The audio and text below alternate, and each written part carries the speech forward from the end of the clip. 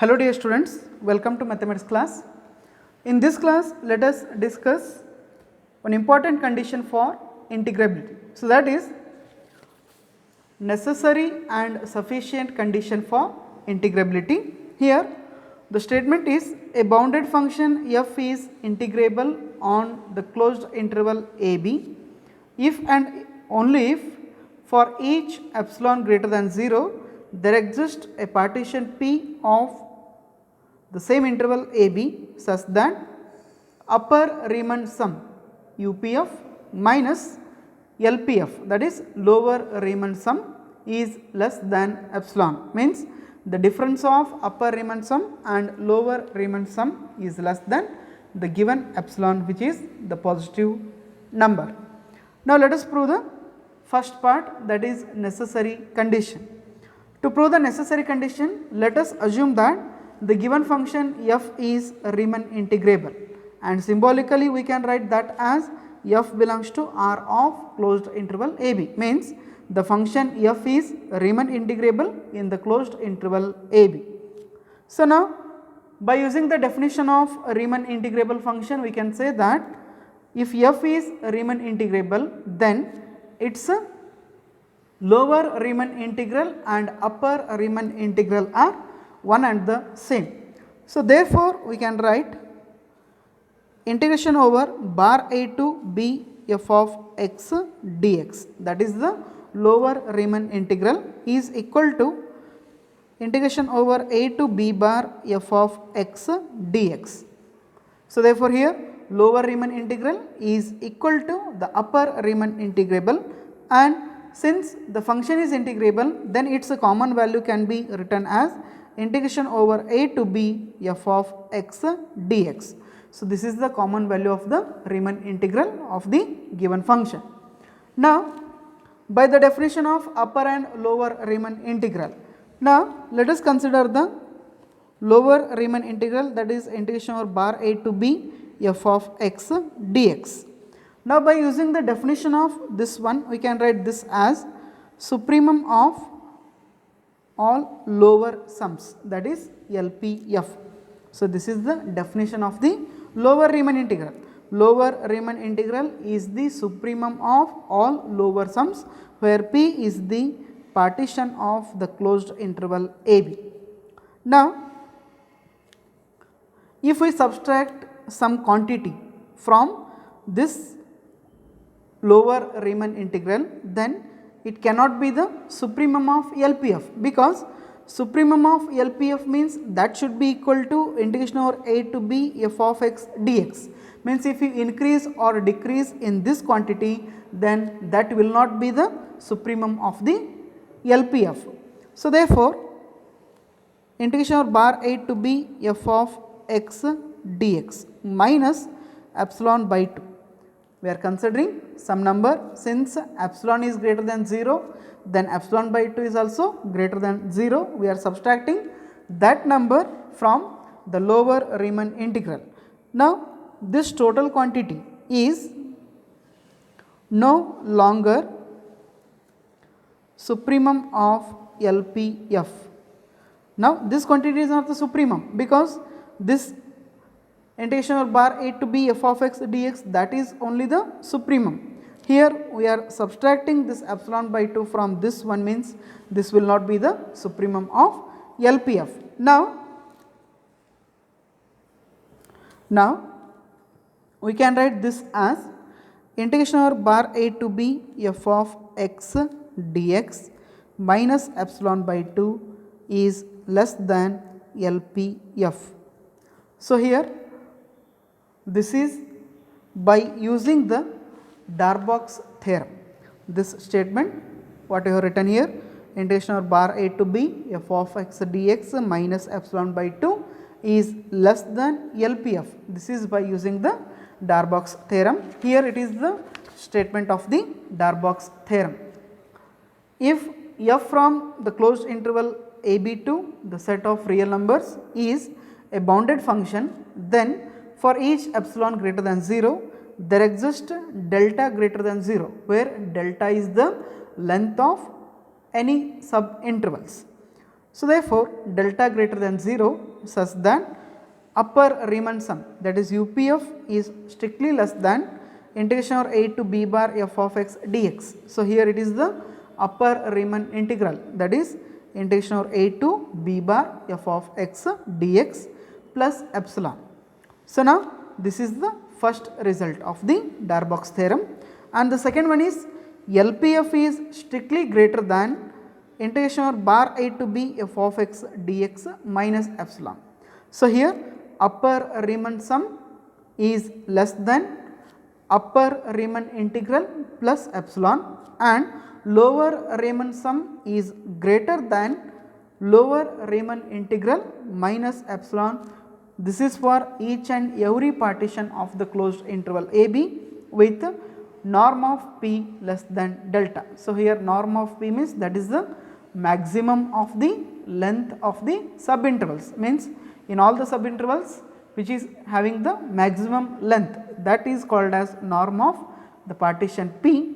So that partition must be, that norm must be is less than delta, where delta is positive, means that is greater than 0. So therefore, by using this statement, here we have written that bar a to b f of x dx minus epsilon by 2 is strictly less than LPF, or LPF is greater than this quantity, both are same.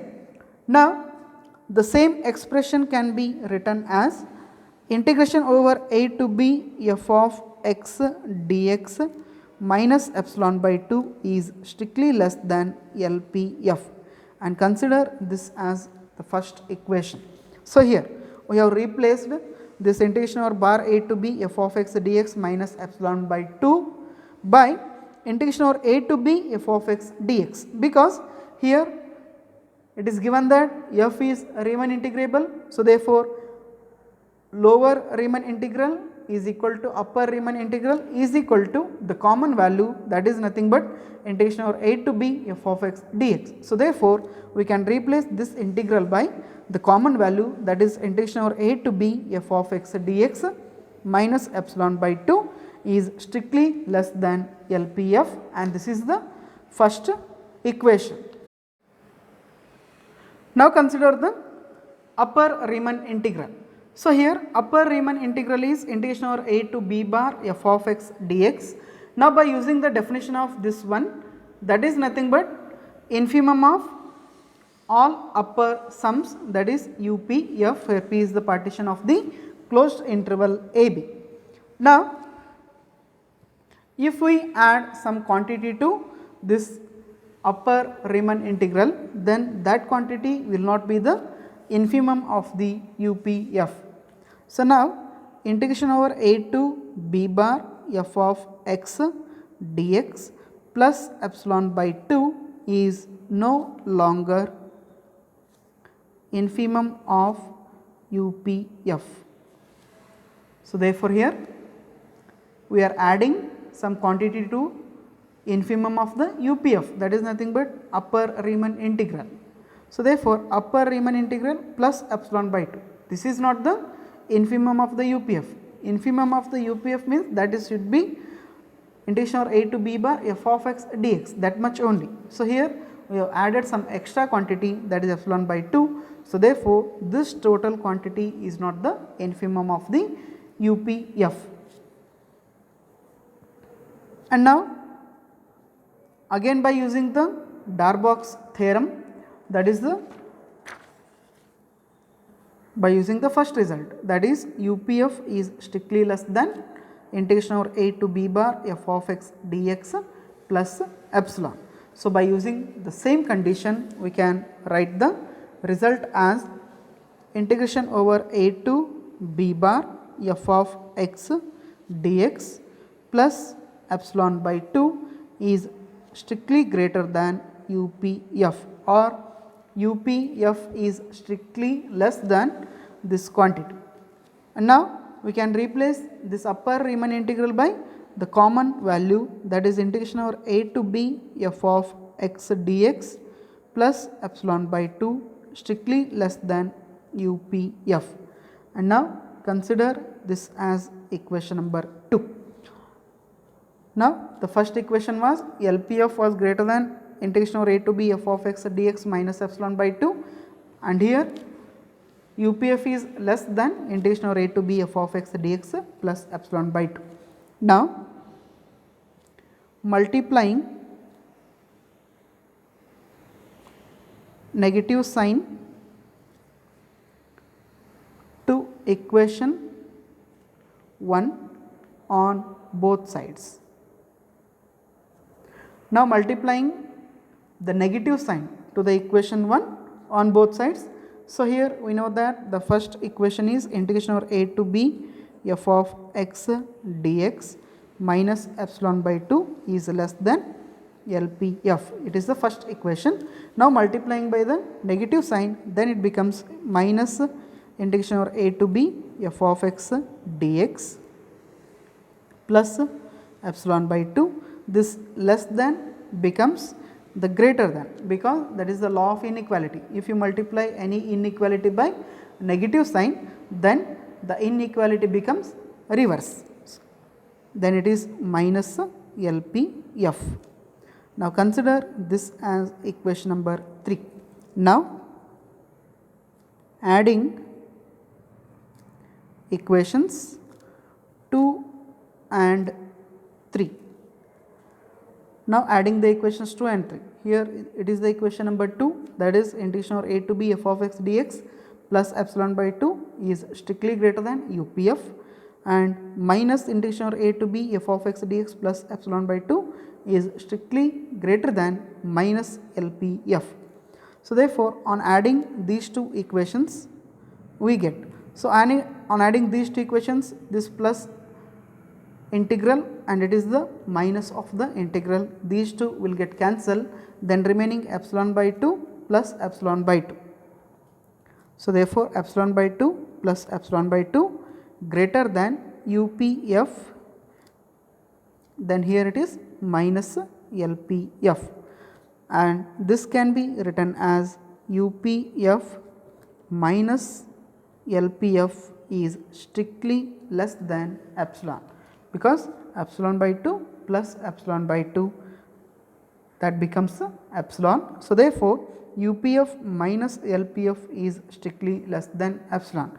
So here we have proved that if f is Riemann integrable, then this condition will satisfy, and now we need to prove the converse of that. In that part we should consider UPF minus LPF is less than epsilon, and we need to show that f is Riemann integrable. Now let us prove the converse part. So conversely, let f holds the condition, let f holds the condition, that is UPF minus LPF less than epsilon. So now here it is the given condition, and we need to show that f is Riemann integrable. We know that LPF is less than or equal to integration over bar a to b f of x dx.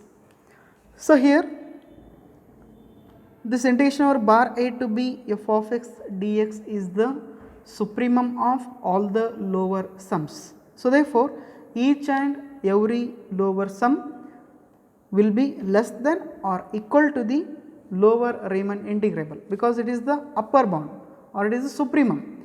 Supremum means that is the greatest value among all the lower sums. So therefore LPF is less than or equal to integration over bar a to b f of x dx, and similarly integration over a to b bar f of x dx is less than or equal to UPF.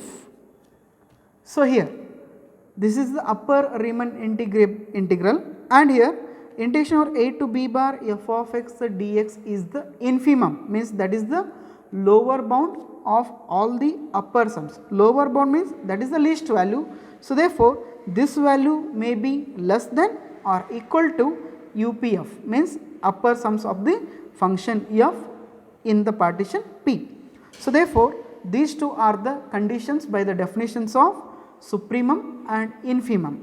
Now, we know that LPF is less than or equal to integration over bar a to b f of x dx, and this is the lower Riemann integral. So, therefore, lower Riemann integral is always less than or equal to upper Riemann integral, that is integration over a to b bar f of x dx. Now, this upper Riemann integral is less than the upper Riemann sum, that is the UPF, means we have combined these two results. Now, we can write the same inequality as integration over bar a to b f of x dx minus integration over a to b bar f of x dx is less than UPF minus LPF. So, here this is our inequality. The first value is less than the second value is the less than the third value, and third value is less than the fourth value. Now, this fourth one is the greater value and the first one is the least value. So, therefore, the difference of second and third value is always less than the difference of fourth and first value. This you can verify by considering any particular example, by considering numerical example. For example, here 3 is less than 5, 5 is less than 9, 9 is less than 11. Now, here first, second, third and fourth values. Now, if you consider 5 minus 9 less than 11 minus 3. So, here it is minus 4 less than 8. So, therefore, by using this condition here we have considered this result. So, here already it is given that UPF minus LPF is strictly less than epsilon, that is the given condition.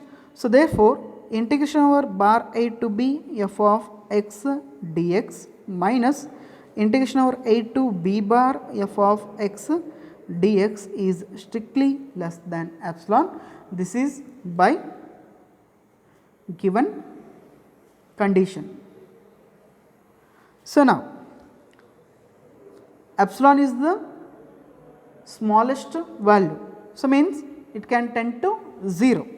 So, therefore, as epsilon tend to 0, it implies that integration over bar a to b f of x dx minus integration over a to b bar f of x dx is equal to 0. Now, this implies if the epsilon becomes 0, that inequality becomes equal. So, therefore, it implies that integration over bar a to b f of x dx is equal to integration over a to b bar f of x dx. So, therefore, now it is the converse part of the theorem. So, here we have considered that UPF minus LPF is less than epsilon, and we have proved that bar a to b f of x dx is equal to integration over a to b bar f of x dx.